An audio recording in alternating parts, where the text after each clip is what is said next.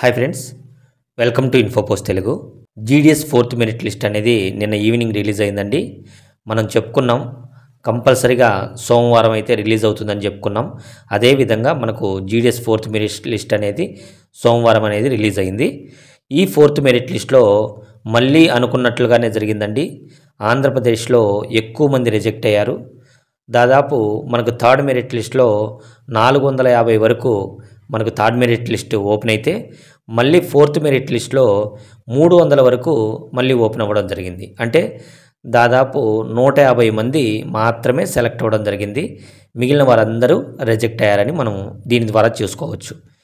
అంటే ఏపీలో ఎక్కువ మంది రిజెక్ట్ అవుతున్నారు. దానికి కారణాలు కూడా నేను ఇంతకుముందు థర్డ్ మెరిట్ లిస్ట్ రిలీజ్ అయినప్పుడు చెప్పానండి. చాలామంది అయితే మిస్టేక్స్ చేస్తున్నారు, అంటే అప్లికేషన్స్లో మిస్టేక్స్ చేస్తున్నారు. అంతేకాకుండా మీరు తీసుకునే క్యాస్ట్ సర్టిఫికేట్లో స్పెల్లింగ్ మిస్టేక్స్ వల్ల చాలామంది అయితే రిజెక్ట్ అవుతున్నారు. ఇది ఓన్లీ మనకు మార్క్స్ బేస్డ్ జాబ్ కాబట్టి అప్లికేషన్ను నీట్గా ఫిల్ చేయడమే ఎక్కువ ప్రాధాన్యత ఉంటుంది. ఓకేనా. నెక్స్ట్ మనకు ఏపీలో పర్సెంటేజ్ చూస్తే 100% మనకు తగ్గలేదండి. దాదాపు అన్ని దగ్గరలో 100% కనపడుతుంది. ఏదో ఫిజికల్ హ్యాండిక్యాప్డ్కు మాత్రమే మనకు కట్ ఆఫ్ అనేది 99, 98 వరకు వెళ్ళింది. దాదాపు ఎక్కడ చూసినా కూడా 100% మనకు కనిపిస్తుండే అవకాశం ఉంది. ఏపీలో ఇంకా మనకు 5th, 6th, 7th merit list వరకు కూడా వచ్చే ఛాన్స్ ఉంటుంది. ఎందుకంటే ఎక్కువ మంది రిజెక్ట్ అవుతున్నారు కాబట్టి కంపల్సరిగా మనకు ఇంకా 2 నుంచి 3 మెరిట్ లిస్టులు విడుదలయ్యే అవకాశము ఎక్కువగా ఉంది. ఓకేనా. నెక్స్ట్ మనకు తెలంగాణలో చూస్తే ఆంధ్రప్రదేశ్కు భిన్నంగా ఉంది. ఎందుకంటే ఉండే తక్కువ పోస్టులు అయినా కూడా అన్నీ ఎక్కువ పర్సెంట్ ఫిల్ అవుతూ వస్తున్నాయి. అంటే ఎక్కువ మంది రిజెక్ట్ అవ్వట్లేదని మనం చూసుకోవచ్చు. దాదాపు 60+ పోస్టులు అయితే మనకు ఫోర్త్ మెరిట్ లిస్ట్లో రిలీజ్ అయ్యాయండి. ఎక్కడ చూసినా కూడా ఎక్కడ కూడా 95% అబౌవ్, ముఖ్యంగా పెద్దపల్లి డివిజన్ మాత్రమే మనకు 95లు కనిపిస్తున్నాయండి. ఇతర పోస్టులు అయితే మనకు 96, 98, 99 ఈ విధంగానే కనిపిస్తున్నాయి. నెక్స్ట్ ఈ మధ్యంతా నేను సర్టిఫికేట్ వెరిఫికేషన్లో ఏ విధంగా ఉంటుందనేది చెప్పలేదండి. చాలామంది అయితే కామెంట్ చేస్తున్నారు. అందుకే ఈరోజు సర్టిఫికేట్ వెరిఫికేషన్ గురించి నేను చెప్పదలుచుకున్నాను. సర్టిఫికేట్ వెరిఫికేషన్లో ఈ మధ్య మనకు ఫస్ట్, సెకండ్ వెరిఫికేషన్ అనేది ఇప్పుడు లేదండి. ఓన్లీ ఒకటేసారి ఫస్ట్ వెరిఫికేషన్, సెకండ్ వెరిఫికేషన్ జరుగుతుంది. ఫస్ట్ వెరిఫికేషన్ అనేది మార్నింగ్ ఎస్పీ ఆఫీస్లోని సిబ్బంది చేస్తారు. సెకండ్ వెరిఫికేషను తర్వాత రోజు కానీ అదే రోజు మధ్యాహ్నం కానీ ఎస్పీ గారి సమక్షంలో జరుగుతుంది. కాబట్టి ఫస్ట్ అండ్ సెకండ్ వెరిఫికేషను ఒకే రోజు అయిపోవడం జరుగుతుంది. కాబట్టి మీరు ప్రాపర్గా అన్ని డాక్యుమెంట్స్ కూడా జాగ్రత్తగా తీసుకుని వెళ్ళాలి. వీటిలో డాక్యుమెంట్స్ పరంగా మనం చూసుకున్నట్లయితే 10th మార్క్ లిస్టు, అంటే ఎస్ఎస్సి మార్క్ లిస్టు. నెక్స్ట్ మీరు క్యాస్ట్కు ఎలిజిబుల్ అయినా అవ్వకున్నా, అంటే ఒకవేళ మీరు బీసీ వారైండి జనరల్లో సెలెక్ట్ అయినా కూడా మీరు కంపల్సరీగా క్యాస్ట్ సర్టిఫికేట్ అనేది తీసుకుని వెళ్ళాలి. ఓకేనా. ఒకవేళ మీరు క్యాస్ట్ పరంగా మీరు సెలెక్ట్ అయినా కూడా ఖచ్చితంగా మీరు క్యాస్ట్ సర్టిఫికేట్ అనేది తీసుకుని వెళ్ళాలి. అంటే క్యాస్ట్ సర్టిఫికేటు ప్రతి ఒక్కరూ కూడా తీసుకుని వెళ్ళాలి. అంటే ఓసీ వారు, అంటే ఎటువంటి క్యాస్ట్ సర్టిఫికేట్ లేని వారు మేము ఏం తీసుకొని వెళ్ళాలి అని అడుగుతున్నారండి. మీరు ఎటువంటి క్యాస్ట్ సర్టిఫికేట్ తీసుకుని వెళ్ళాల్సిన అవసరం ఉండదు. ఒకవేళ ఓసీ వారు కూడా కొంతమంది ఈడబ్ల్యూఎస్కు ఎలిజిబుల్ ఉంటారు.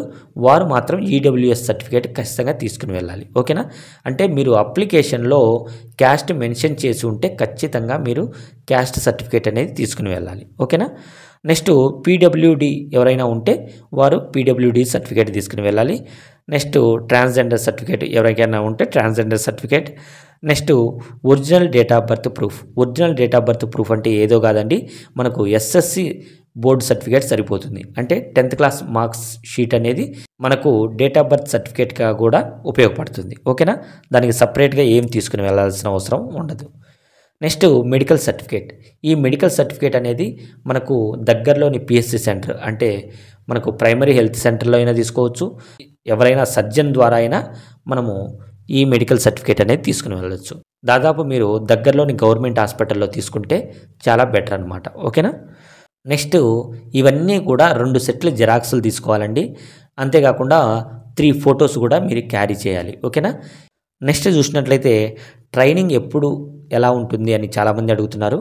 మనకు సర్టిఫికేట్ వెరిఫికేషన్ అయిన 15 to 20 డేస్లో మీకు ఖచ్చితంగా ఫోన్ చేస్తారండి. ఒకవేళ మీరు సర్టిఫికేట్ వెరిఫికేషన్కి వెళ్ళినప్పుడు కంపల్సరీగా ఎస్పీ ఆఫీస్లోని ఎవరైనా ఒకరిది ఫోన్ నెంబర్ ఖచ్చితంగా తీసుకోండి. చాలామంది ఇక్కడే మిస్టేక్స్ చేస్తున్నారు. మళ్ళీ ఇంటికి వెళ్ళి టెన్షన్ పడుతున్నారు. మీరు సర్టిఫికేట్ వెరిఫికేషన్కి వెళ్ళినప్పుడు అక్కడ ఎస్పీ ఆఫీస్లో చాలామంది ఉద్యోగస్తులు ఉంటారు. ఎవరిదైనా రిక్వెస్ట్ చేసుకొని మీరు ఫోన్ నెంబర్ తీసుకోండి.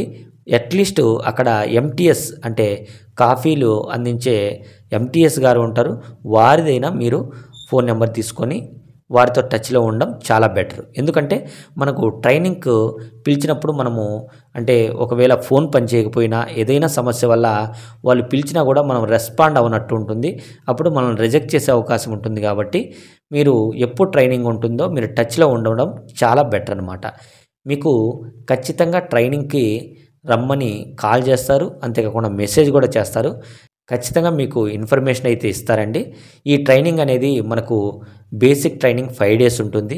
కంపల్సరీగా 5 డేస్ ట్రైనింగ్ అనేది పూర్తి చేయాలి. ఈ 5 డేస్ ట్రైనింగ్లో మీకు ఛార్జీ అలవెన్స్లు కూడా ఇస్తారు. మీరు ఖచ్చితంగా 5 డేస్ అక్కడ ఉండేలా ప్లాన్ చేసుకోండి. ఓకేనా?